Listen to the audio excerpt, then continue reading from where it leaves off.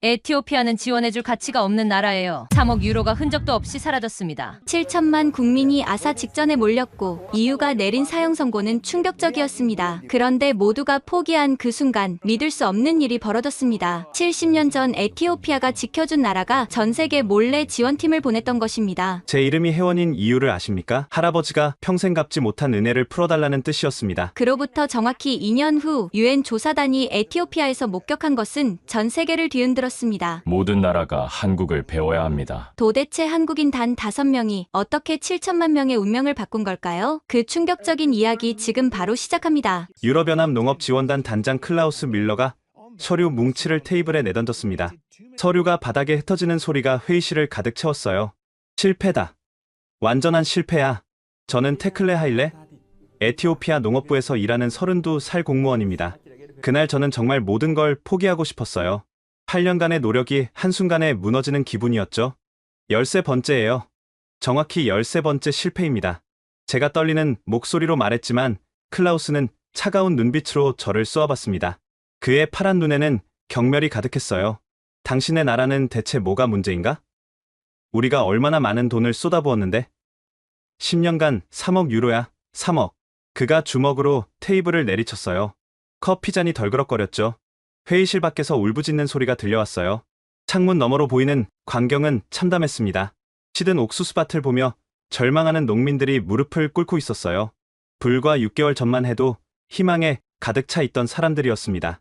미스터 테클레, 솔직히 말하겠네. 당신들은 영원히 구걸만 할 것인가? 스스로 일어설 생각은 없나? 그 말에 저는 주먹을 꽉 쥐었습니다. 손톱이 손바닥을 파고들 정도로 세게 쥐었어요. 구걸이라니요. 우리가 원해서 가난한 줄 아나요? 우리가 원해서 가뭄이 계속되는 줄 아나요? 클라우스 단장님, 그건 공정하지 않은 평가입니다. 제가 간신히 목소리를 냈어요. 우리도 최선을 다했어요. 다만 환경, 또 환경 탓인가? 그럼 왜 케냐는 성공했나? 왜 르완다는 발전하고 있나? 그의 말은 날카로운 칼처럼 제 가슴을 찔렀어요. 할 말이 없었습니다. 정말로 우리만 실패하고 있었으니까요. 클라우스가 서류 가방을 챙기며 일어섰어요. 더 이상의 지원은 없을 거야. 유럽의회에서 에티오피아를 원조 블랙리스트에 올리기로 했네. 당신들은 원조 무덤이야. 원조 무덤. 그 말이 제 머릿속에서 계속 울렸어요. 들어오는 원조는 많지만 아무런 성과도 없이 사라진다는 뜻이었죠. 사무실로 돌아온 저는 책상 서랍에서 사표를 꺼냈습니다. 벌써 3번째 쓰는 사표였어요. 매번 쓰고는 찢어버렸지만 이번엔 정말 낼 생각이었죠. 농업부에 들어온 지 8년, 저는 단 한 번도 성공적인 프로젝트를 이끌어 본 적이 없었습니다. 아니, 정확히 말하면 우리 부서 전체가 그랬어요. 미국 국제개발처가 와서 5년간 시도했지만 실패했고, 일본 국제협력기구가 최신 기술을 가져왔지만 역시 실패했어요.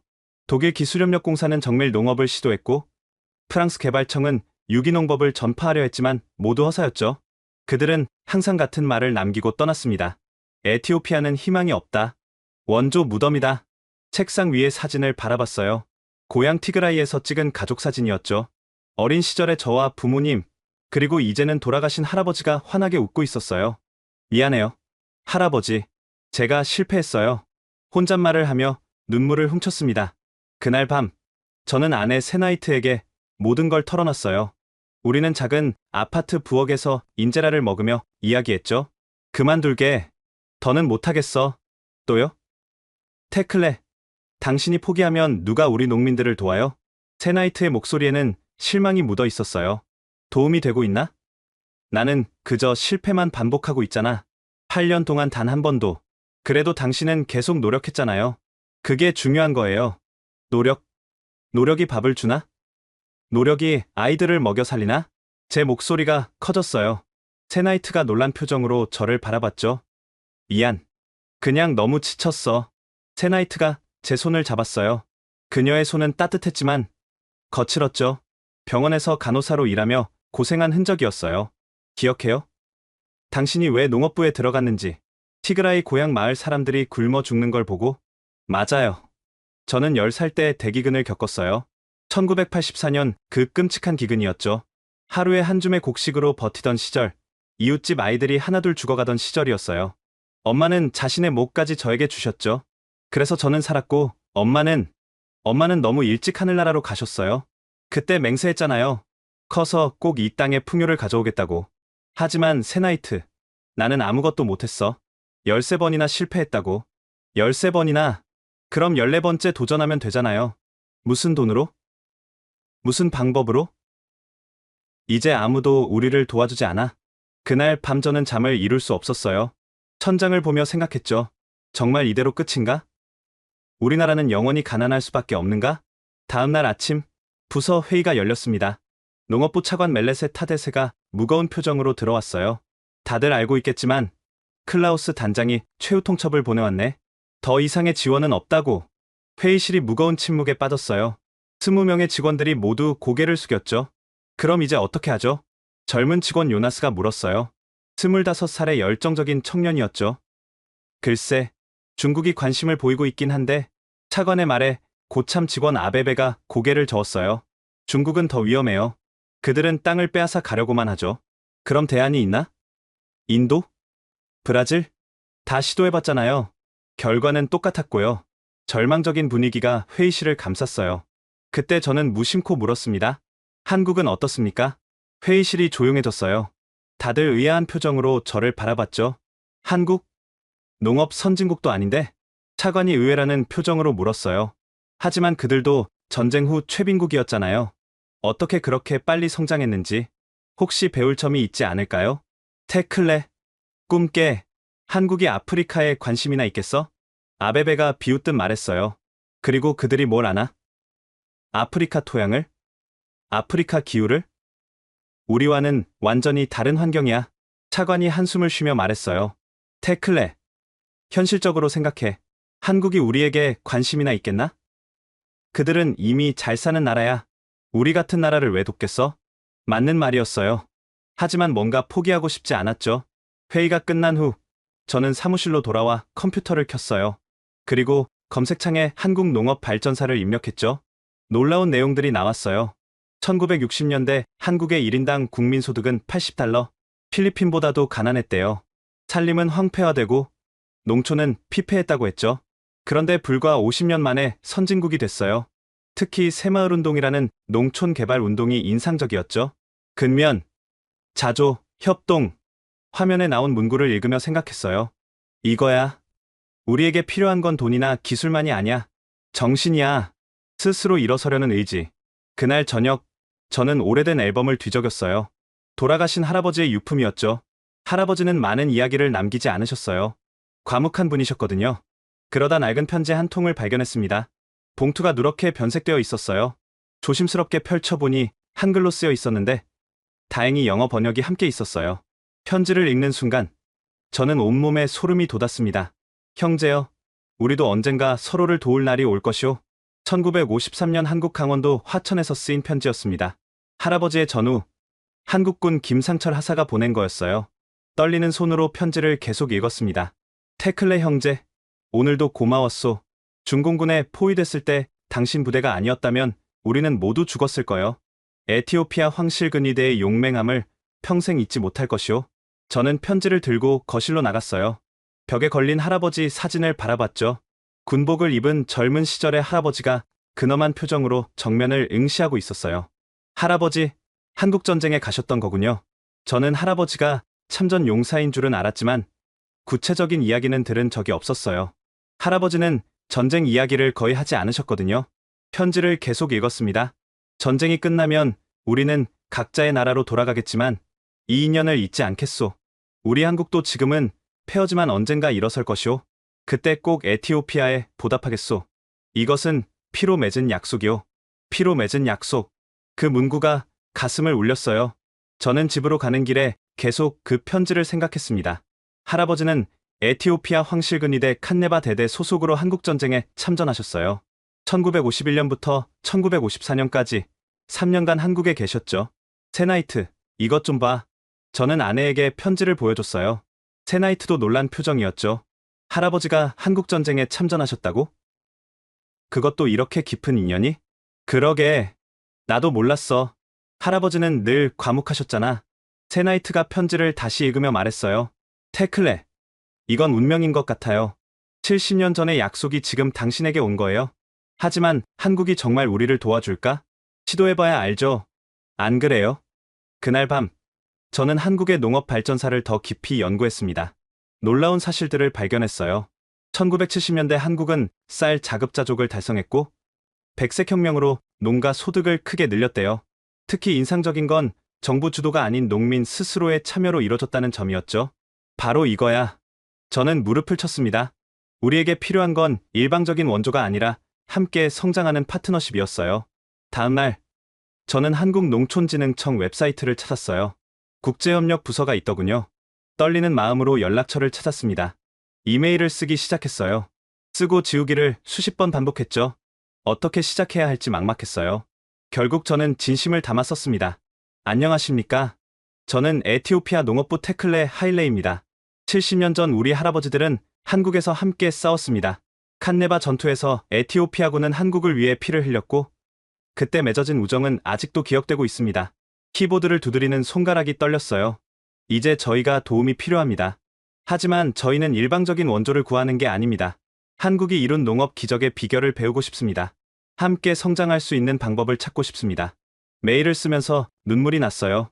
자존심이 상했지만 우리 농민들을 위해서라면 저희는 13번 실패했습니다. 모두가 우리를 원조 무덤이라고 부릅니다. 하지만 저는 아직 희망을 버리지 않았습니다. 한국도 최빈국에서 선진국이 됐잖아요.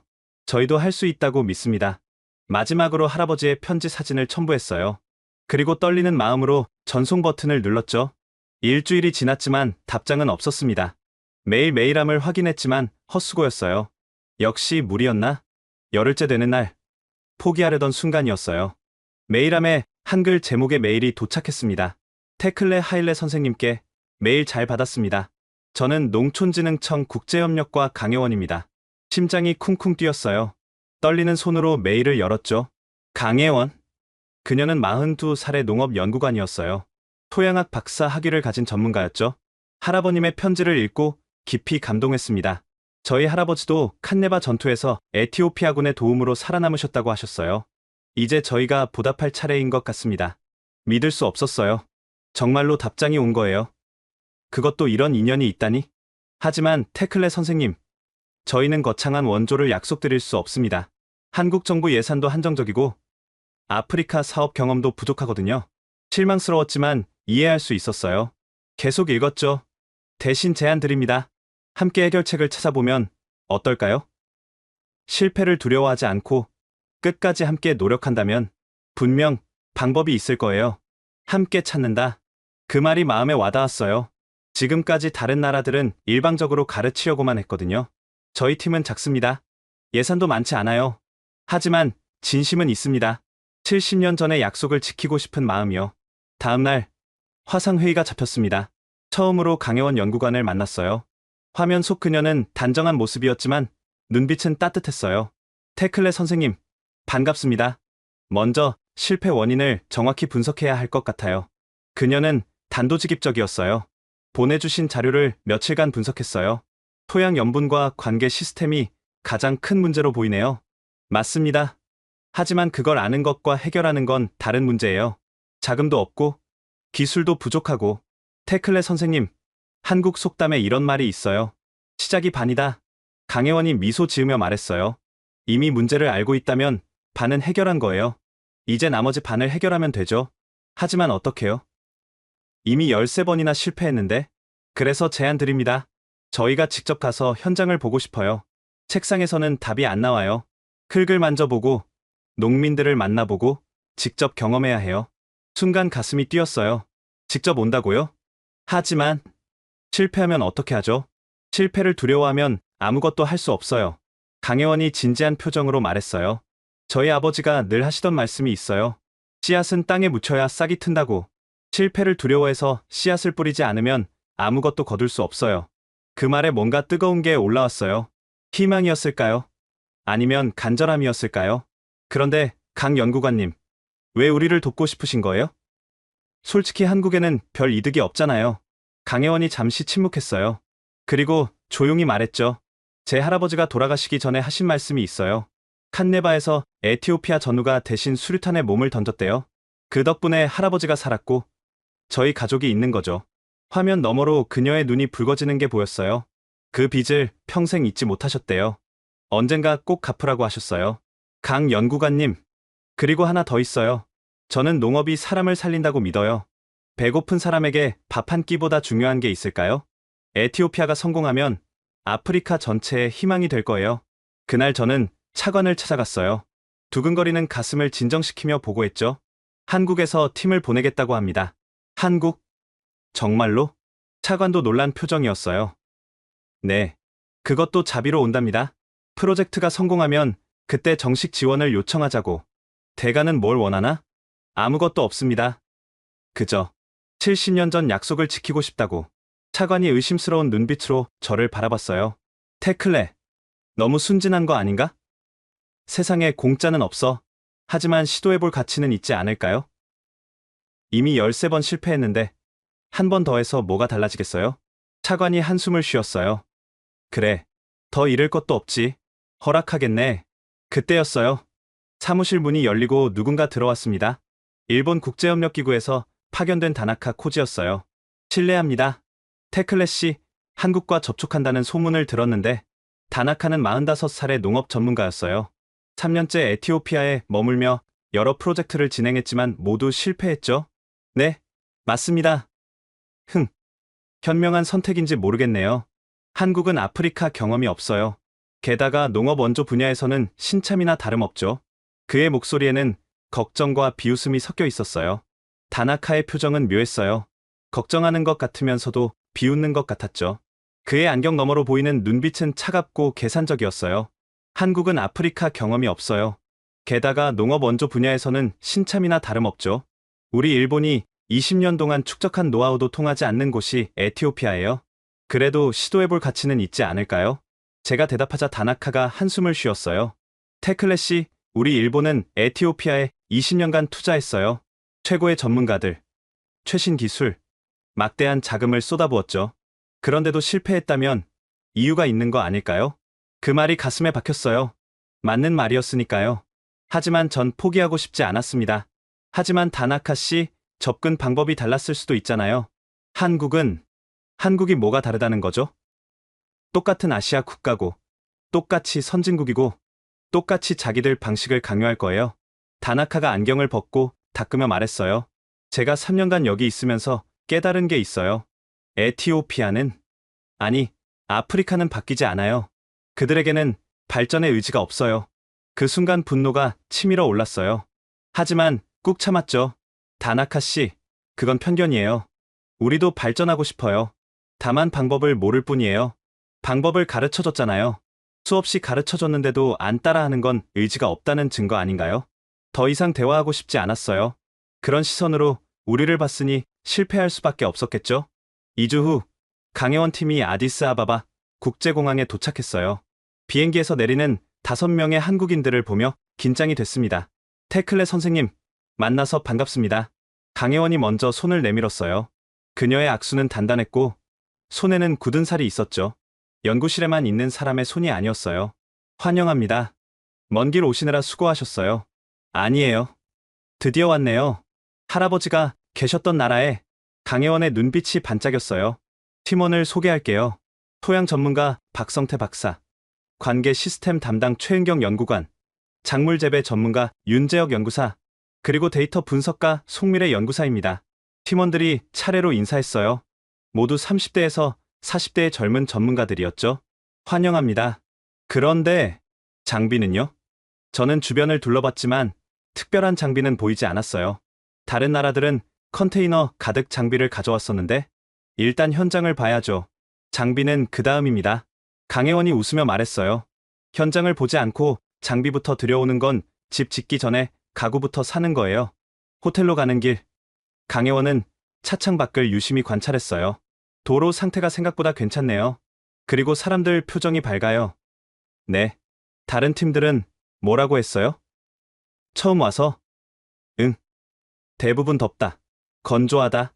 인프라가 부족하다. 그런 말들이었어요. 그것만 봤으니 실패했겠죠.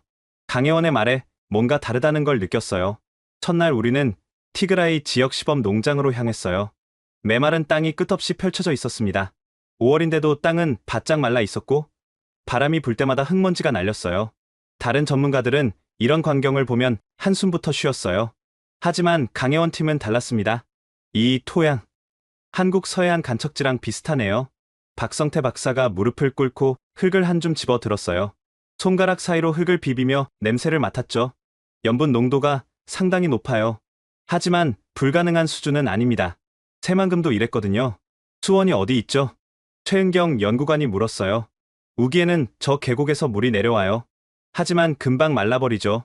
그럼 저장이 관건이네요. 한국도 예전엔 그랬어요. 천수답에 의존하다가 저수지를 만들면서 바뀌었죠. 그때 현지 농민들이 모여들었어요. 호기심 반, 의심 반의 눈빛이었죠. 또 외국인들이 왔구나 라고 티그리냐어로 말했습니다. 나이든 농민 하나가 중얼거렸어요. 저는 통역하지 않았습니다. 뭐라고 하셨어요? 그런데 강혜원이 물었어요. 눈치가 빠른 사람이었죠.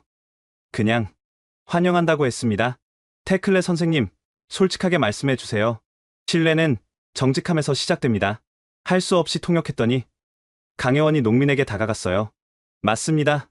많은 외국인이 왔다 갔죠. 그들이 실패한 이유가 뭐라고 생각하세요? 통역을 들은 농민이 놀란 표정을 지었어요. 보통 외국 전문가들은 농민들의 의견을 묻지 않거든요. 그들은 우리 말을 듣지 않았어. 그저 자기들 방식만 강요했지. 60대로 보이는 농민이 경계심 가득한 목소리로 말했어요. 책에서 배운 대로만 하려고 했어. 우리가 대대로 살아온 이 땅을 자기들이 더 잘 안다고 했지. 그럼 우리는 먼저 듣겠습니다. 이 땅에서 대대로 살아온 분들이 진짜 전문가니까요. 강혜원의 대답에 농민들의 표정이 조금씩 바뀌었어요. 정말 들을 거요? 네. 가르쳐 주세요.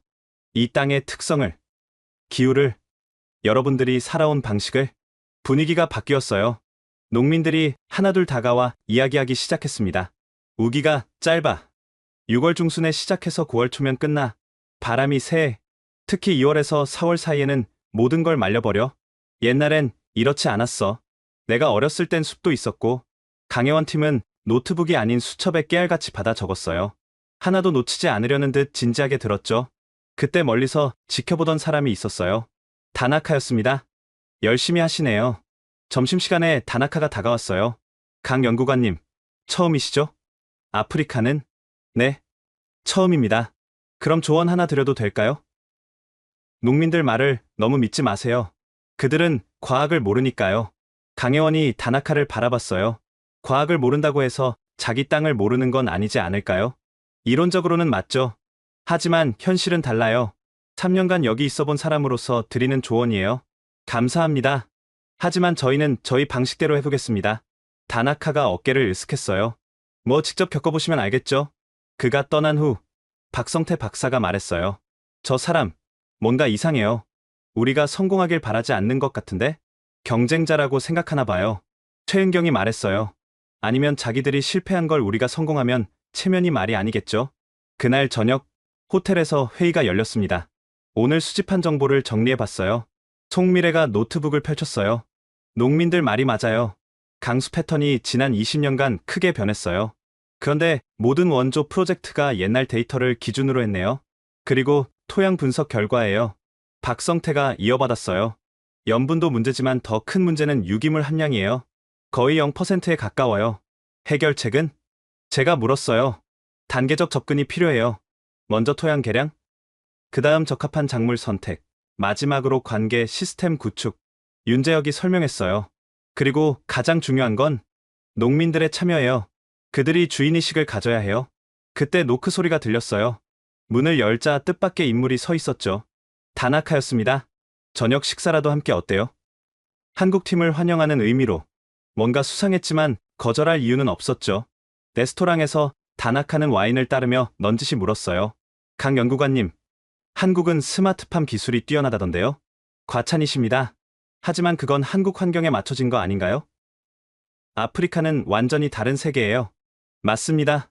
그래서 현지화가 필요하죠. 현지화. 말은 쉽지만 실행은 어렵죠.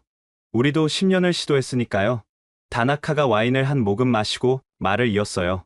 혹시 한국 정부가 특별한 이유로 에티오피아에 관심을 갖는 건가요? 요즘 중국처럼 아프리카 진출을 노리는 나라가 많아서 저희는 비즈니스가 아닌 약속을 지키러 왔습니다. 강혜원이 단호하게 답했어요. 70년 전 전쟁터에서 맺어진 약속 말입니다. 다나카의 표정이 굳어졌어요. 약속. 그런 감상적인 이유로 국가 예산을 쓴다고요? 감상적이라고요? 신뢰와 의리를 지키는 게 감상적인가요? 분위기가 싸늘해졌어요. 뭐, 각자의 방식이 있는 거겠죠? 다나카가 자리에서 일어났어요.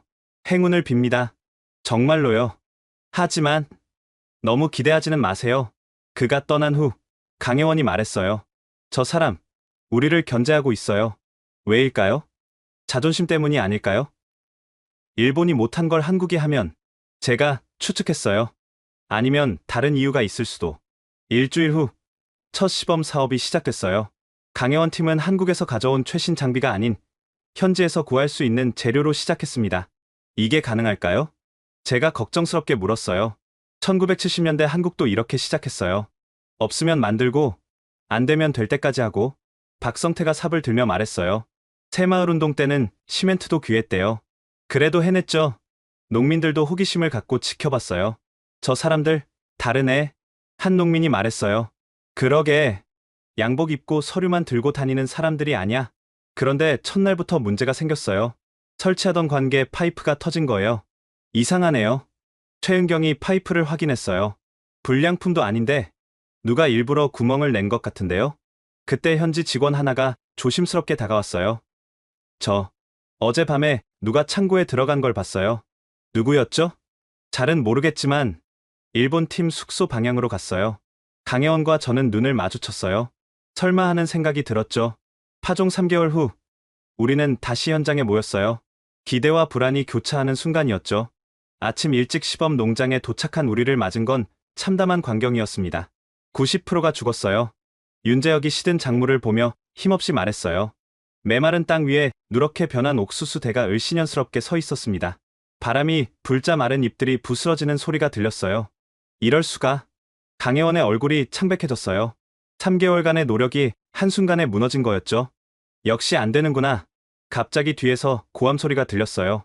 돌아보니 수백 명의 농민이 몰려오고 있었습니다. 맨 앞에는 횃불과 농기구를 든 사람들이 있었어요. 또 속았다. 또 거짓말했어. 앞장선 건 마을 대표 게브레였어요. 60대 중반의 거구였는데 분노로 얼굴이 붉게 달아올라 있었죠. 농민들이 돌을 들고 있었어요. 몇몇은 곡괭이와 삽을 들고 있었죠. 정말 위험한 상황이었습니다. 다들 진정하세요. 제가 앞으로 나섰지만 소용없었어요. 테클레, 네가 또 외국인들을 데려와서 우리를 실험쥐로 만들었구나. 게브레가 제 멱살을 잡았어요. 그의 손은 거칠고 힘이 셌죠. 13번이야. 13번이나 속았어. 이제 14번째구나. 게브레 씨, 잠깐만. 닥쳐. 너희들 때문에 우리는 씨앗도 잃고 시간도 잃고 희망도 잃었어. 군중이 점점 가까이 다가왔어요. 돌이 날아왔고 하나가 제 어깨를 스쳤죠. 그때 강혜원이 앞으로 나왔습니다. 제 잘못입니다. 그녀의 외침에 잠시 소란이 멈췄어요. 테클레 선생님은 책임이 없어요. 실패한 건 저희 기술이에요. 화내실 거면 저한테 화내세요. 농민들이 잠시 멈칫했어요. 보통 외국 전문가들은 실패하면 현지인 탓을 하거든요. 당신이 책임진다고? 어떻게? 게브레가 강혜원에게 다가갔어요. 우리가 잃은 걸 돌려줄 수 있어? 아이들이 굶는 걸 막을 수 있어? 지금은 못합니다. 하지만은 필요 없어. 당장 떠나. 모두 떠나라고. 그때 강혜원이 놀라운 행동을 했어요. 갑자기 무릎을 꿇은 거예요. 뭐 하는 거야? 게브레도 당황했어요. 한국 팀원들도 놀랐죠. 팀장님. 박성태가 말리려 했지만 강혜원은 고개를 들지 않았어요. 죄송합니다. 정말 죄송합니다. 그녀의 목소리가 떨렸어요. 저희가 자만했어요. 한국에서 성공했으니 여기서도 될 거라고 생각했어요. 여러분의 고통을 진짜로 이해하지 못했어요. 농민들이 웅성거렸어요. 이런 모습은 처음 봤으니까요. 하지만 아직 끝나지 않았습니다. 강혜원이 고개를 들었어요. 눈에는 눈물이 고여 있었지만 목소리는 단호했죠. 3개월만 더 기회를 주세요. 실패하면 제 전 재산을 보상금으로 드리겠습니다. 뭐라고? 모두가 놀랐어요. 저도 믿을 수 없었죠. 무슨 소리야? 당신들이 무슨 돈이 있다고. 게브레가 비웃었어요. 그때 강혜원이 가방에서 서류를 꺼냈어요. 한국어로 된 문서였는데 영문 번역이 함께 있었죠. 이게 제가 가진 전부예요. 서울에 있는 아파트 등기부등본이에요. 20년 동안 모은 거죠. 실패하면 팔아서 보상하겠습니다. 장내가 술렁였어요. 농민들도 당황한 표정이었죠. 강 연구관님, 그럴 수 없어요. 제가 말렸지만 그녀는 단호했어요. 태클레 선생님, 이게 제 진심입니다. 저는 여러분께 거짓 희망을 준 책임을 져야 해요. 그러자 박성태가 나섰어요. 저도 겁니다. 제 차라도 별거 아니지만 저도요. 저도 보탤게요. 최은경, 윤재혁, 송미래까지 각자 가진 것을 내놓겠다고 했어요. 농민들이 당황했어요. 이런 일은 처음이었으니까요. 분노에 차 있던 분위기가 조금씩 바뀌었죠. 왜 그렇게까지 하는 거요? 한 농민이 물었어요. 왜 당신들 재산까지 걸면서? 강혜원이 일어섰어요. 무릎에는 흙이 묻어 있었죠. 70년 전 에티오피아 군인들이 한국에서 목숨을 걸고 싸웠어요. 그중 많은 분이 돌아오지 못했죠. 농민들이 조용해졌어요. 그분들은 왜 싸웠을까요? 자기 나라도 아닌 머나먼 한국을 위해서. 강혜원이 군중을 둘러봤어요. 의리 때문이었어요. 자유를 지키겠다는 신념 때문이었어요. 이제 저희가 그 빚을 갚을 차례예요. 그때 군중 속에서 한 여자가 나왔어요. 30대 후반으로 보이는 여성이었는데 당당한 모습이 인상적이었죠. 잠깐만요. 이분들 말을 들어봐요. 마르타, 넌 뭘 알아? 게브레가 소리쳤어요. 마르타, 그녀는 마을 학교 교사였어요. 똑똑하고 영향력 있는 여성이었죠. 우리 할아버지가 한국전에서 싸우셨어요. 칸네바 대대 소속이었죠. 사람들이 웅성거렸어요. 돌아가시기 전에 말씀하셨어요. 한국 사람들은 약속을 지키는 사람들이라고. 그들이 폐허에서 일어선 건 서로를 믿었기 때문이라고. 마르타가 강혜원을 바라봤어요. 이분들도 약속을 지키러 온 거예요. 70년 전의 약속을. 그래서? 약속이 밥을 주나? 젊은 농민 하나가 소리쳤어요. 약속이 우리 아이들을 먹여 살리나? 마르타가 그를 바라봤어요. 적어도 이분들은 무릎을 꿇었어요. 자기 재산을 걸었어요. 13번의 실패 중에 누가 이렇게 했나요? 침묵이 흘렀어요. 맞는 말이었으니까요. 3개월만 더 줘요. 마지막으로 마르타가 군중을 향해 말했어요. 실패하면 그때 가서 책임을 물으면 되잖아요. 게브레가 한숨을 쉬었어요. 마르타, 넌 너무 순진해. 그들도 결국은 아니에요. 갑자기 나이 든 농민 하나가 말했어요. 80대로 보이는 노인이었죠. 난 봤어. 이 사람들이 우리와 함께 흙을 만지는 걸, 우리 말을 듣는 걸. 노인이 지팡이를 짚고 강혜원에게 다가갔어요. 젊은이, 정말 3개월이면 되겠소? 최선을 다하겠습니다. 하지만 약속은 못해요. 실패할 수도 있어요. 솔직하구만. 노인이 고개를 끄덕였어요. 그래, 한 번 더 믿어보자. 마지막이야. 분위기가 바뀌었어요. 여전히 의심스러운 눈빛들이 있었지만 적대감은 많이 줄어들었죠. 그날 밤, 우리는 호텔에서 긴급 회의를 했어요. 문제를 찾았어요. 송미래가 데이터를 보여줬어요. 파종 시기가 잘못됐어요. 우기 패턴이 바뀌었는데 우리가 놓쳤어요. 20년 전 데이터를 참고했는데 기후가 완전히 달라졌어요. 그리고 이것 보세요. 박성태가 토양 샘플을 들어 보였어요. 표토 30cm 아래 점토층이 있어요. 물이 고여서 뿌리가 썩은 거예요. 우기 때 물이 너무 많이 고였다가 건기에 완전히 말라버리는 거죠. 그럼 해결책은? 제가 물었어요. 배수 시스템을 만들어야 해요. 그리고 윤재혁이 망설이다가 말했어요. 에티오피아 고유 작물인 테프를 활용하면 어떨까요? 테프요? 테프는 에티오피아 주식인 인제라를 만드는 곡물이에요. 아주 작은 곡물이죠. 테프는 생산량이 너무 적어요. 제가 반대했어요. 헥타르당 1톤도 안 돼요. 옥수수는 5톤인데, 하지만 이 환경에서 1000년 넘게 자란 작물이에요. 분명 이유가 있을 거예요. 윤재혁이 고집했어요. 그럼 테프의 강인함과 계량종의 생산성을 결합하면 어떨까요? 모두가 눈을 빛냈어요. 불가능해 보였지만 시도해볼 가치가 있었죠. 그리고 한 가지 더. 강혜원이 말했어요. 우리가 놓친 게 있어요. 현지 농법이요. 그들이 1000년 동안 써온 방법을 무시했어요. 다음 날 우리는 농민들을 다시 모았어요. 이번엔 분위기가 달랐죠. 여러분의 지혜가 필요합니다. 강혜원이 말했어요. 테프를 어떻게 키우시는지 가르쳐 주세요. 농민들이 수군거렸어요. 테프를? 그걸 왜? 외국인들은 테프를 무시했어요. 수확량이 적다고. 비효율적이라고. 하지만 테프는 수천 년간 이 땅에서 살아남았죠. 그 비밀을 배우고 싶습니다. 게브레가 팔짱을 끼고 말했어요. 흙을 맛봐야 해. 그래야 땅이 뭘 원하는지 알 수 있어. 맛으려? 그래. 우리 조상들은 다 그렇게 했어. 짠맛이 나면 염분이 많은 거고, 쓴맛이 나면 알칼리성이고, 강혜원이 주저없이 흙을 집어 맛봤어요. 한국 팀원들도 따라했죠. 짜요. 그리고 쓴맛도 나요. 그렇지. 그게 이 땅의 성격이야. 그런 땅에는 테프가 제격이지. 농민들이 웃기 시작했어요. 처음으로 진짜 소통이 시작된 거죠. 그리고 파종 시기는 달의 모양을 봐야 해. 마르타가 설명했어요. 초승달이 뜨고 사흘 후가 최적기예요. 그때 땅의 습도가 가장 좋거든요. 과학적 근거가 송미래가 말하려다가 멈췄어요. 강혜원이 눈빛으로 제지했거든요. 달의 모양이라 흥미롭네요. 더 자세히 알려주세요.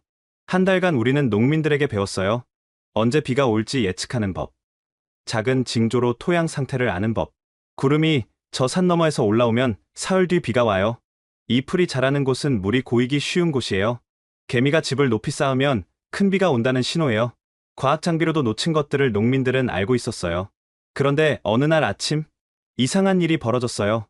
실험 포장에 뿌려둔 비료가 사라진 거예요. 도둑이 들었나? 아니에요. 이건 현지 직원이 조심스럽게 말했어요. 어제 일본 팀 트럭을 봤어요. 새벽에 여기 왔다가 갔어요. 이제 확실해졌어요. 다나카가 우리를 방해하고 있다는 게. 증거를 잡아야 해요. 제가 말했지만 강혜원은 고개를 저었어요. 아니요.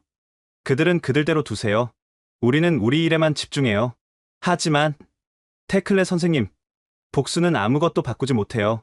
성공이 최고의 복수예요. 실험 포장을 다시 만들었어요. 이번엔 농민들의 지혜와 한국 기술을 결합했죠. 테프와 계량종을 교배한 새로운 품종, 전통적인 두둑 재배법의 점적 관계 시스템 결합, 현지 퇴비와 과학적 시비법의 조화. 이번엔 다를 거예요. 마르타가 확신에 찬 목소리로 말했어요. 두 번째 파종이 시작됐어요. 이번엔 농민들도 함께했죠.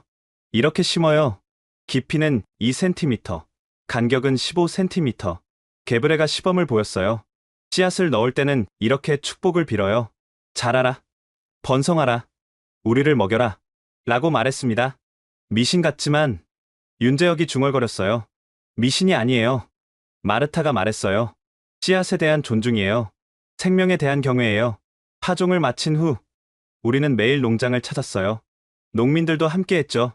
물을 줄 때는 이 정도만. 한 농민이 가르쳐줬어요. 너무 많으면 뿌리가 약해져요.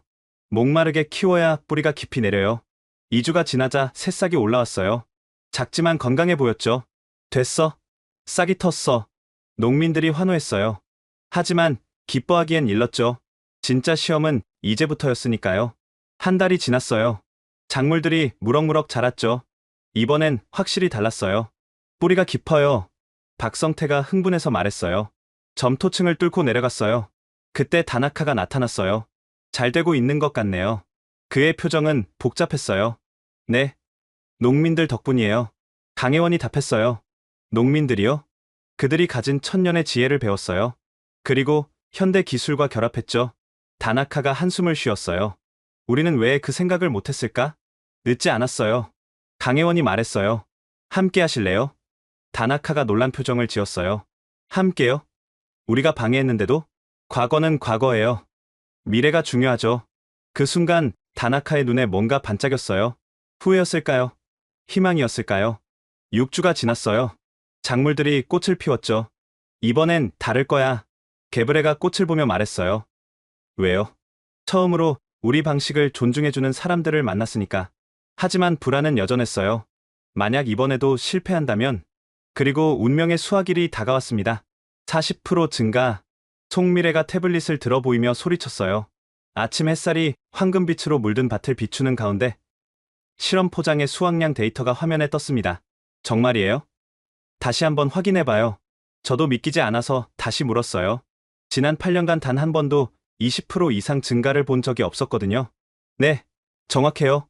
작년 대비 40% 증가예요. 헥타르당 1.4톤이에요. 드디어 해냈어요. 작은 성공이지만 13번의 실패 끝에 얻은 첫 의미 있는 성과였습니다. 테프와 계량종의 교배가 성공한 거예요. 게다가 농민들이 알려준 재배 시기가 정확했어요. 윤재혁이 황금빛으로 익은 이삭을 만지며 설명했어요. 보세요. 테프의 강인함과 계량종의 생산성이 결합됐어요. 줄기는 튼튼하고 이삭은 풍성해요. 농민들도 믿을 수 없다는 표정이었어요. 정말 됐어. 정말로. 개브레가 떨리는 손으로 이삭을 만졌어요. 거친 손에 눈물이 떨어졌죠. 50년 농사지었지만 이런 수확은 처음이야. 그런데 기쁨도 잠시 또 다른 문제가 생겼습니다. 물이 부족해요. 최은경이 걱정스럽게 말했어요. 건기가 예상보다 일찍 시작됐어요. 이대로면 다음 작기에는 맞아요. 에티오피아의 가장 큰 문제는 물이었어요. 비가 올 때는 홍수가 나고 안 올 때는 극심한 가뭄이 계속되죠. 그때였어요. 게브레가 우리를 불렀습니다. 따라와 봐요. 보여줄 게 있어. 우리는 게브레를 따라 산기슭으로 갔어요. 30분쯤 걸었을까요? 바위 사이에 이상한 구조물이 나타났습니다. 이게 뭐죠? 우리 조상들이 만든 물 저장고야. 수백 년 됐지.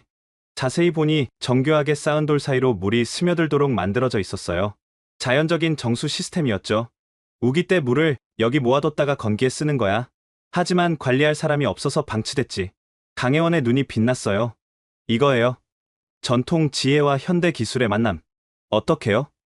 이 전통적인 저장 시스템에 현대적인 관계 기술을 결합하면 최은경이 이어받았어요. 지하 파이프로 연결해서 점적 관계를 하면 물 효율성을 3배는 높일 수 있어요. 우리는 즉시 작업에 들어갔어요. 그런데 다음날 아침 뜻밖의 방해가 들어왔어요. 공사 중지, 지역 관청 직원들이 나타났어요. 허가받지 않은 공사라고 신고가 들어왔습니다. 신고요? 누가?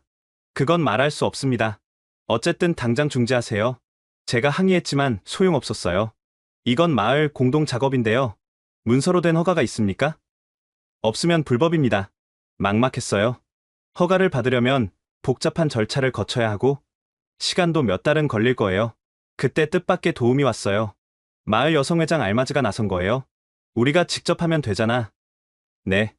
마을 공동 작업이라고 하면 허가가 필요 없어. 전통이니까.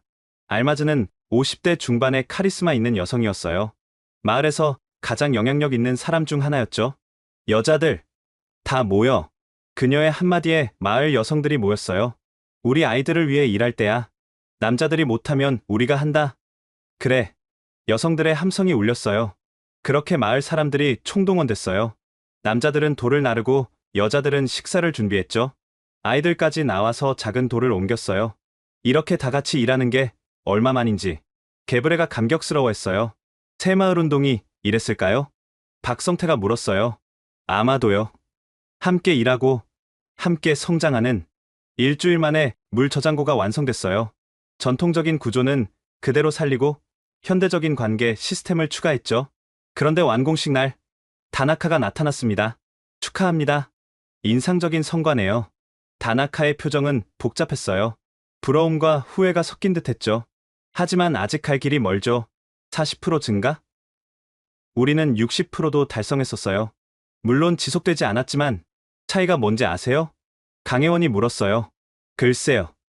뭐가 다른가요? 우리는 농민들과 함께 했어요. 그들이 주인이 됐죠. 그래서 지속 가능한 거예요. 다나카가 씁쓸하게 웃었어요. 주인이식. 우리가 놓친 게 그거였군요. 다나카 씨. 마르타가 다가왔어요. 당신도 이제 우리와 함께해요. 경쟁이 아니라 협력으로. 저를 받아줄까요? 그동안 방해만 했는데 과거는 과거예요. 게브레가 손을 내밀었어요.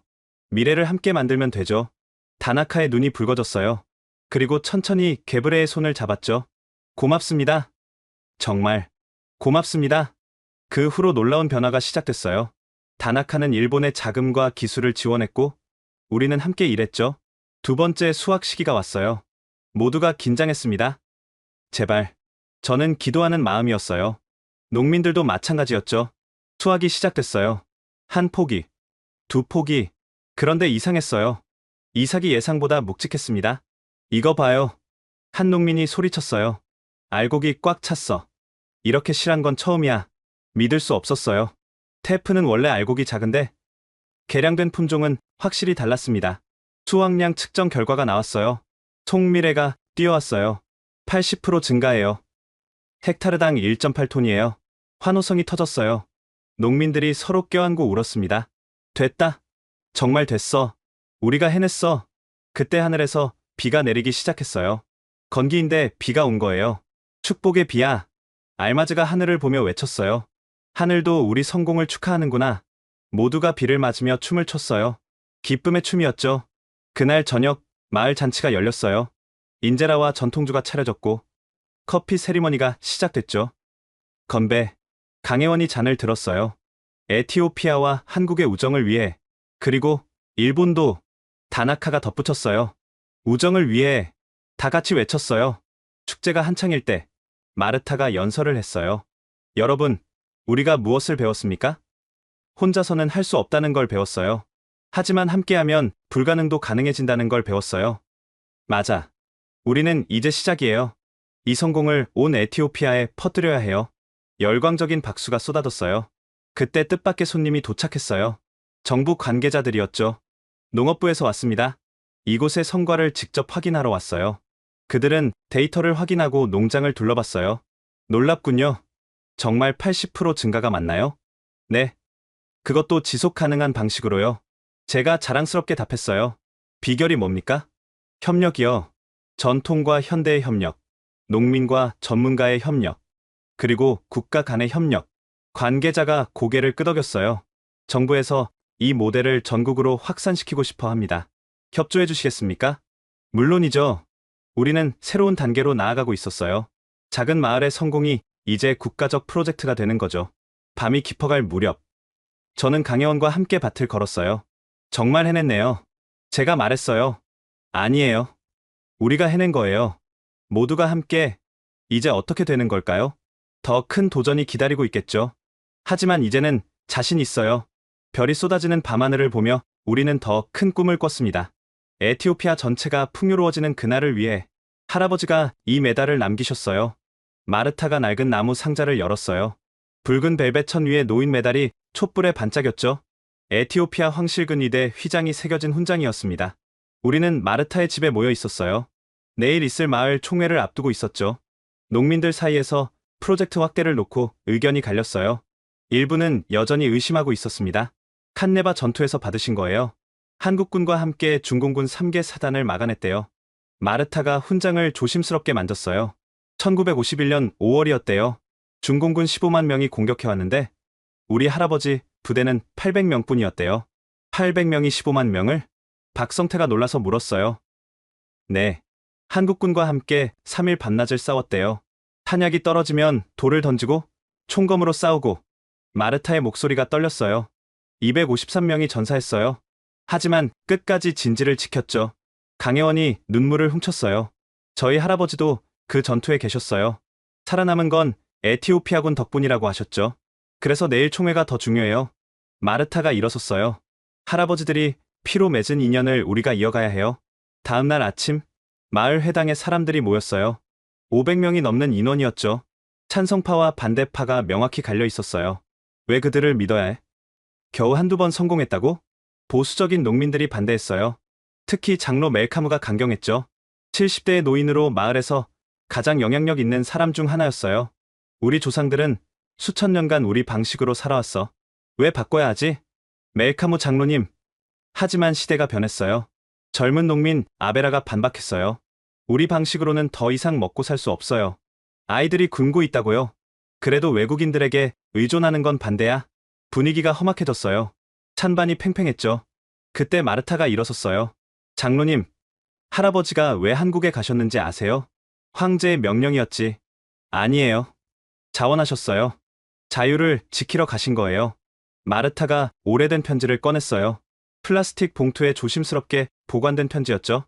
읽어드릴게요. 사랑하는 딸에게, 이곳 한국은 우리처럼 가난하지만 희망이 있는 나라다. 그들은 폐허 속에서도 내일을 꿈꾼다. 우리도 언젠가 그럴 수 있을 거다. 라고 쓰셨어요. 회의장이 조용해졌어요. 그리고 이렇게 쓰셨어요. 한국 사람들은 밤새 책을 읽는다. 총알이 빗발치는 참호 속에서도 글을 배운다. 그들의 배움에 대한 열정이 놀랍다. 라고요. 멜카무 장로가 물었어요.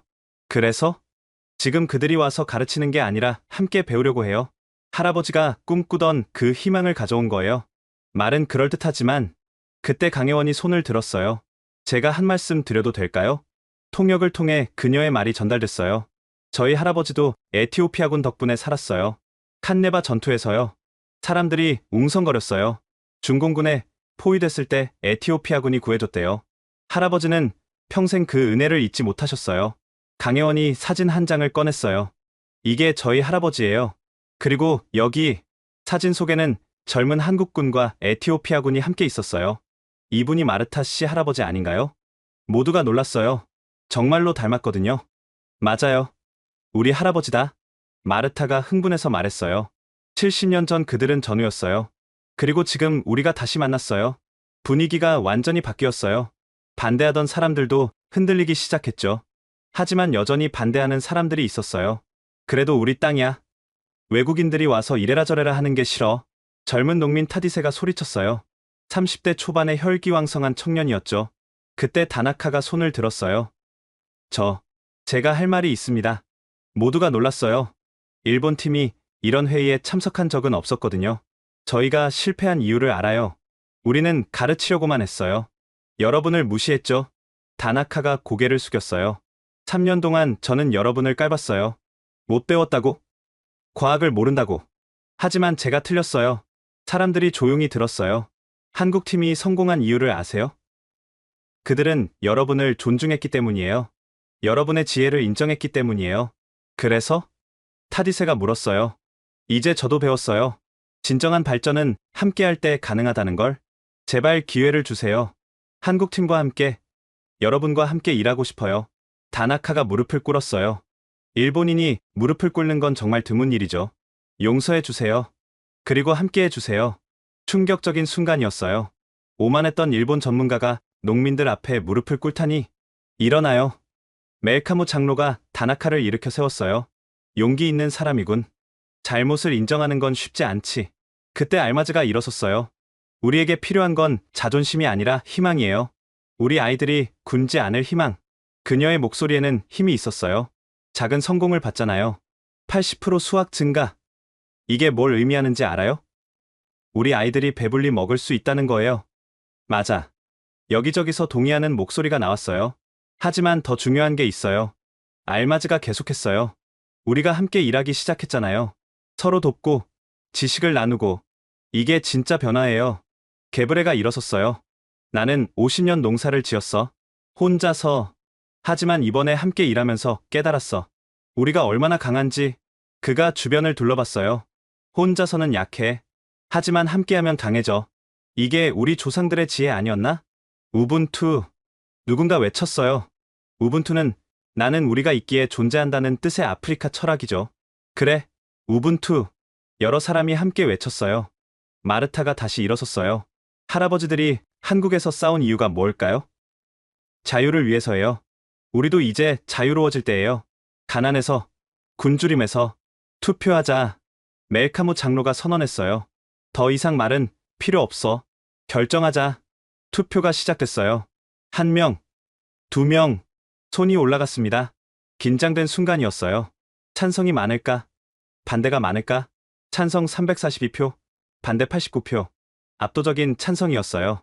환호성이 터졌어요. 사람들이 서로 껴안았죠. 이제 시작이야. 온 에티오피아를 바꾸자. 그때 전국 관계자가 일어섰어요. 농업부에서 온 고위 공무원이었죠. 정부도 전폭적으로 지원하겠습니다. 이 모델을 전국으로 확산시키겠습니다. 또 한 번 환호성이 터졌어요. 마르타가 제게 다가왔어요. 테클레. 이제 시작이에요. 할아버지들이 전쟁터에서 맺은 인연이 평화의 씨앗이 됐어요. 마르타, 당신이 없었다면 불가능했을 거예요. 우리 모두가 함께했기에 가능했죠. 그날 밤, 우리는 대대적인 계획을 세웠어요. 마을 전체를 하나의 협동 농장으로 만드는 프로젝트였죠. 구역을 나누고 작물을 다양화해요. 윤재혁이 지도를 펼쳤어요. A 구역은 테프, B 구역은 계량 옥수수, C 구역은 채소, 물 관리는 제가 맡을게요. 최은경이 말했어요. 저장고를 3개 더 만들고 전체적인 관계 시스템을 구축해요. 데이터 관리는 저희가 하죠. 다나카가 제안했어요. 일본의 정밀 농업 기술을 제공하겠습니다. 더 이상 경쟁이 아닌 협력으로. 교육은요? 마르타가 물었어요. 마을 청년들을 선발해서 집중 교육해요. 그들이 다시 다른 사람들을 가르치는 거죠. 강혜원의 계획이었어요. 한국에 연수도 보내고 현장 교육도 하고 진정한 기술 이전이 되도록. 계획은 구체적이고 현실적이었어요. 모두가 자기 역할을 찾았죠. 6개월 후 첫 번째 대규모 수확이 있었어요. 결과는 놀라웠습니다. 마을 전체 수확량이 3배로 늘었어요. 처음으로 식량이 남아 돌았죠. 팔 수 있어. 우리가 시장에 팔 수 있다고. 개브레가 울면서 소리쳤어요. 50년 만에 처음으로 여유 생산물이 생긴 거예요. 더 놀라운 건 다른 마을에서 찾아오기 시작했다는 거예요. 우리도 배우고 싶어요. 어떻게 했는지 가르쳐 주세요. 성공 소식이 퍼져나갔어요. 정부에서도 큰 관심을 보였죠. 그리고 특별한 손님이 찾아왔어요. 한국전 참전 용사회 회장이었습니다. 80대 노장이었죠. 마르타, 내 할아버지가 자랑스러워 하실 거야. 전후의 나라가 이렇게 우리를 돕고 있으니. 노장의 눈에 눈물이 고였어요. 그때 우리는 왜 싸웠을까? 이 순간을 위해서였구나. 마르타도 울었어요. 할아버지가 늘 말씀하셨어요. 한국인들은 약속을 지킨다고. 정말이었어요. 강혜원이 마르타의 손을 잡았어요. 이제 우리가 새로운 약속을 해요. 에티오피아가 아프리카의 빵바구니가 될 때까지 함께하겠다고. 약속해요. 모두가 함께 외쳤어요. 그날 70년 전 전쟁터에서 맺어진 인연이 평화의 결실을 맺었습니다. 피로 맺은 우정이 희망의 씨앗이 되어 새로운 미래를 열어가고 있었어요. 수확량 300% 증가, 농업부 회의실에 환호성이 터졌어요. 믿을 수 없는 숫자였죠. 차관 멜레세가 자료를 다시 확인했어요. 안경을 벗었다가 다시 쓰고 숫자를 손가락으로 짚어가며 확인했죠. 정말이야? 오류는 없고? 네, 차관님. 3번이나 검증했습니다. 티그라이 전 지역 평균이에요. 프로젝트를 시작한 지 2년, 티그라이 지역 전체로 확대한 결과였어요. 헥타르당 평균 3.2톤, 과거엔 상상도 못할 수치였죠.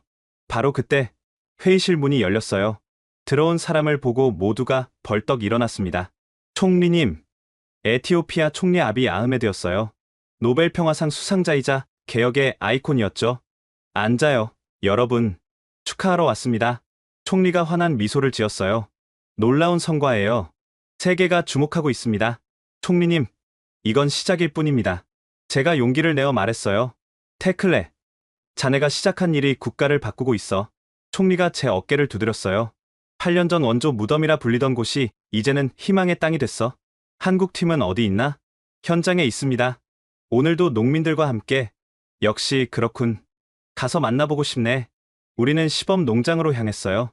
총리의 갑작스러운 방문에 경호팀이 분주했지만 총리는 개의치 않았죠.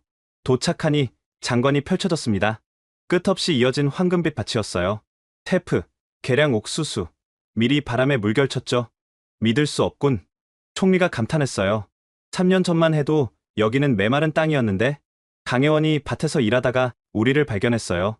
얼굴과 옷이 핵투성이었지만 그녀의 표정은 밝았죠. 총리님, 강 연구관, 정말 고맙소. 당신들이 해냈어. 저희가 한 게 아닙니다. 에티오피아 농민들이 해낸 거예요. 강혜원의 겸손한 대답에 총리가 더 감동한 듯했어요. 그때 다나카도 모습을 보였어요. 그도 농민들과 함께 일하고 있었죠. 총리님, 일본도 이제 진정한 협력이 뭔지 배웠습니다. 다나카 씨, 당신의 변화가 인상적이오. 부끄럽지만 늦게나마 깨달았습니다.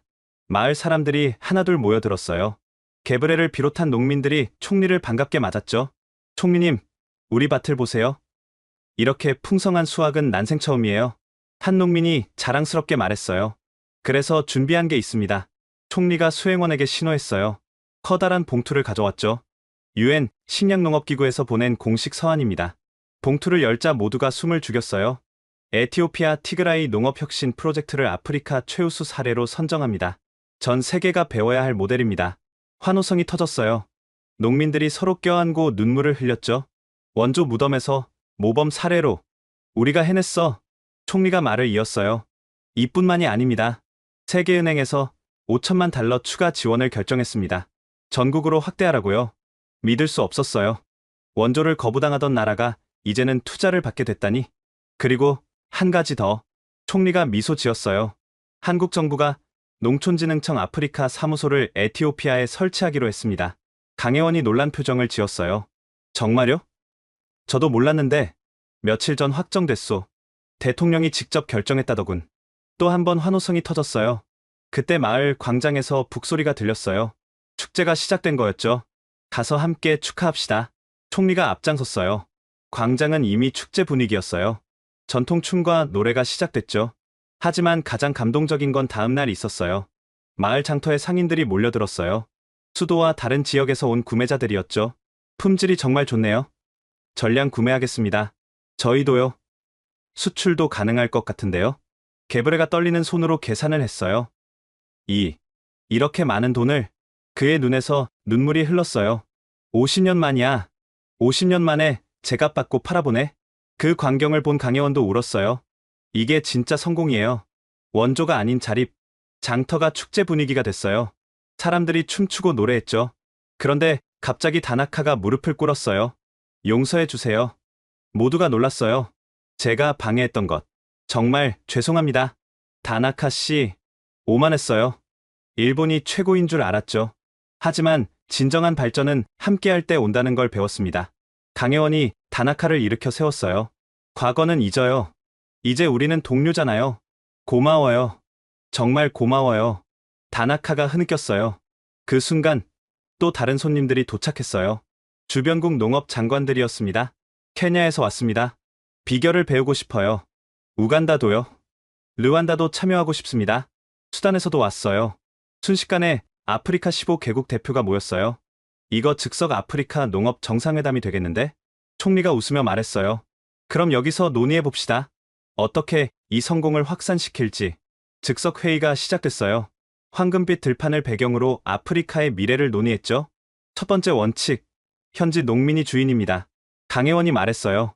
두 번째, 전통과 현대의 조화. 다나카가 이었죠. 세 번째, 함께 배우고 함께 성장한다. 제가 마무리했어요. 범아프리카 농업혁신 네트워크를 만들면 어떨까요? 케냐 장관이 제안했어요. 좋은 생각이야. 총리가 동의했어요. 에티오피아가 주도하고 한국과 일본이 지원하는, 그리고 각국이 경험을 공유하는 거죠. 우간다 장관이 덧붙였어요. 회의는 밤늦게까지 이어졌어요. 구체적인 실행 계획이 나왔죠. 그때 놀라운 발표가 있었어요. 총리가 일어섰습니다. 여러분, 방금 아디스아바바에서 연락이 왔습니다.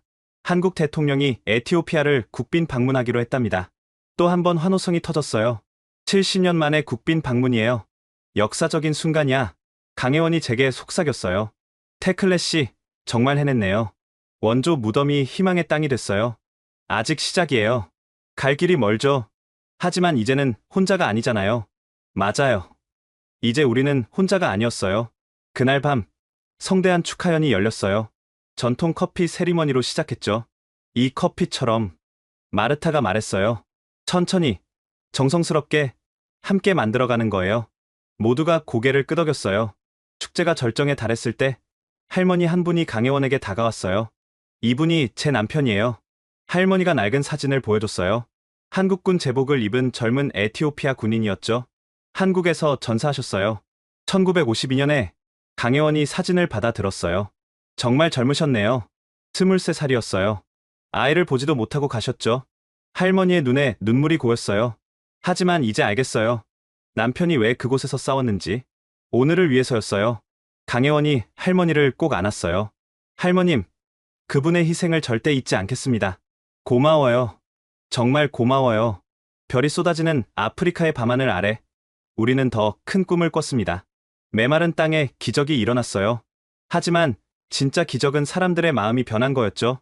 절망이 희망으로, 불신이 신뢰로, 경쟁이 협력으로. 그것이 진짜 기적이었습니다. 지금까지 원조 무덤에서 희망의 땅으로 거듭난 에티오피아의 놀라운 이야기 들려드렸습니다. 한 통의 이메일이 7천만 명의 삶을 바꿨고 70년 전 전쟁터의 약속이 평화의 열매를 맺었습니다. 여러분은 이 이야기를 들으며 어떤 생각이 드셨나요?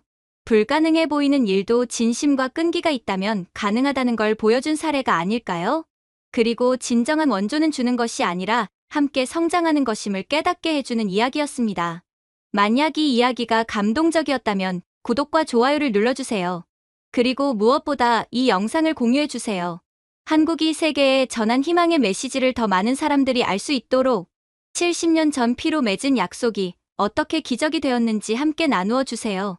진정한 국제협력과 상생의 가치를 널리 알리기 위해 이 이야기를 공유해주세요.